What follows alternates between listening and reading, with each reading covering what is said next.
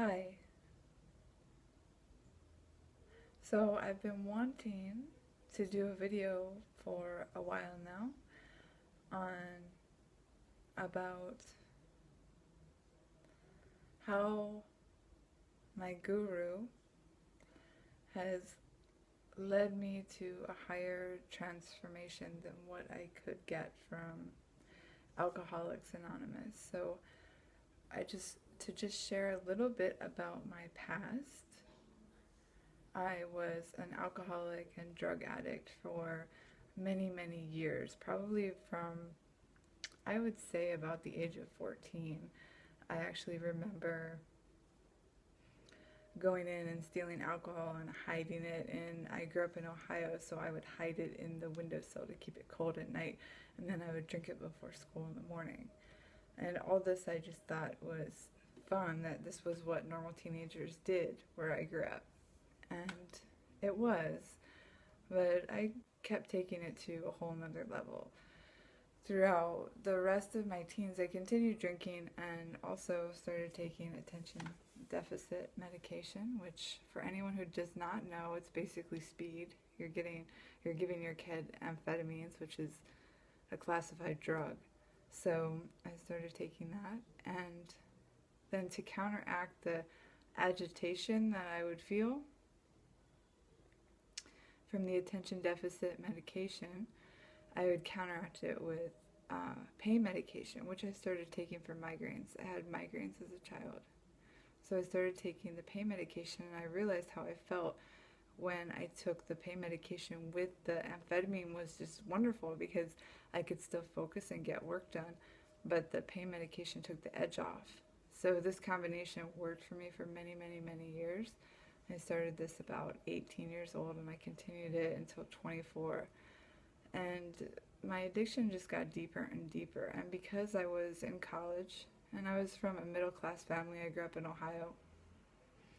I was in college, I was studying chemistry. I thought that I was smarter than that. So I just basically started looking up what was the ingredient in the pain medication that was making me feel this way.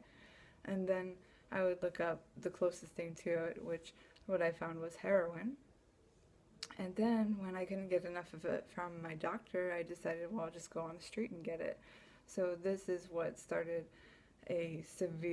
what turned into a severe heroin addiction for me at about age 19 is when I made that transition from the pain medication into heroin. And when I tell my story, a lot of people can't relate to it because they just party a little bit or they just drink a little bit. They weren't like heroin addicts. But I want to highlight that when I started using heroin,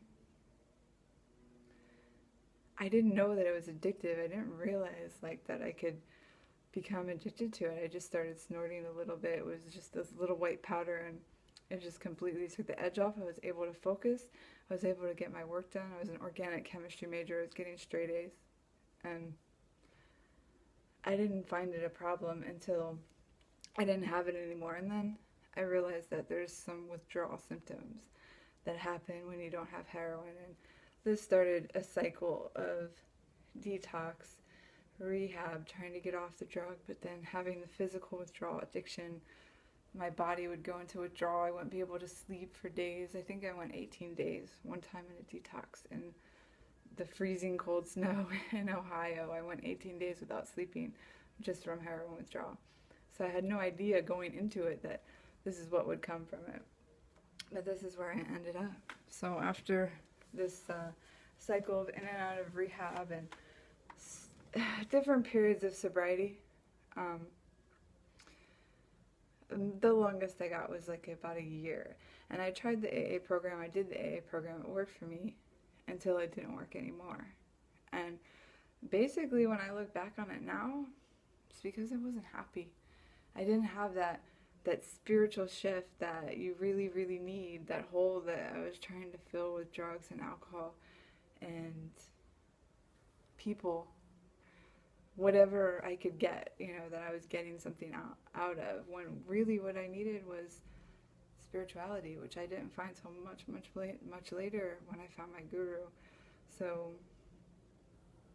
the depths of my addiction You know, I became homeless. I was homeless on the streets of downtown LA. And I want to say that I don't think, even though I was homeless, I was begging for money on the subway. Every day I was going to the methadone clinic. And then on top of the methadone clinic, I was using more drugs and alcohol. And basically, I wouldn't even eat. I would eat maybe if I had like $1 left over from a whole day of panhandling on the subway after I bought all my drugs, then maybe I would eat like a $1 double cheeseburger from McDonald's. But usually I didn't even have that. It was all spent on drugs and alcohol and hustling and getting the money that I needed to buy the next drink or drug or whatever I needed. And it's all really just to get to a state, to feel the way that I wanted to feel, where I didn't have like that anxiety or that stress or that insecurity that it was always present all my life.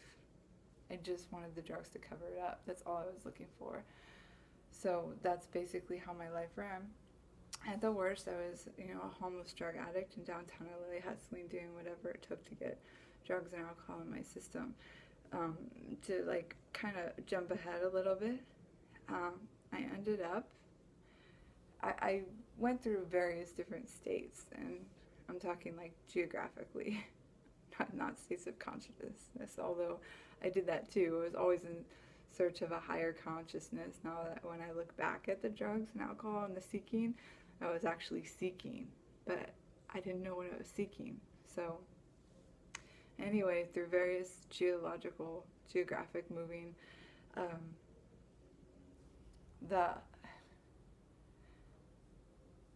want to say climax of my using and drinking, I was driving a car, and I had just left the pharmacy to fill a prescription for another drug called Suboxone, which was prescribed to me to help get off of the heroin.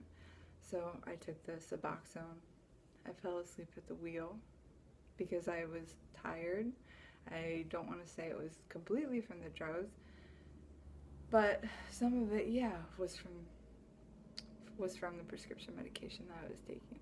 I fell asleep at the wheel, and I swerved left of center, and I hit someone head on, and a crash that became fatal. And it wasn't fatal to me, but it was fatal to the person that was in the car with me, whom I was married to at the time. And it was also fatal to the person that I hit. And when I woke up, I was in a helicopter being life-flighted to a hospital. And then when I came to consciousness again, it was because there was a priest sitting next to my bed telling me that my husband had just died and that I was in a hospital bed and I probably would never walk again. So you would think that the logical person would think, wow, I should really, get clean, I should stop drinking and using. But really that just gave me an excuse to drink and use more. And I was actually happy that now I had a lifetime prescription for pain medication. And about a month later, I was told I was pregnant with my son. I went in for surgery on my foot, and they said I was pregnant with my son, who, again, it didn't stop me from drinking and using. I still continued on and on throughout that whole pregnancy, using the pain medication and abusing it. And when my son was born, he was born addicted to heroin. Not heroin. It was pain medication. But what people don't understand is that it's the same ingredient. You're really doing the same thing. It's just the level of that the pain medication is controlled and made in a lab that's monitored by the government, and the heroin's made in a lab that's not monitored by the government. So really, it's the same thing. So my son was born addicted. He was in the hospital and had to be weaned off the medication. Still, none of this clicked with me. I was just feeling sorry for myself. And what I found through Swamiji, through my guru, is that all of this came down to a basic cognition, a root cognition, a root pattern of that life is not for me. I don't want to live in this world. So basically, my whole life was spent slowly committing suicide, and there's nothing that could change this. AA couldn't change this. I had to get to that root pattern, that root cognition, go in, see what caused it, and change it. And that way I was able to change my reality, which this doesn't come till much later. I still have so much more to go through, and I will talk about that in the next video. Thanks for listening.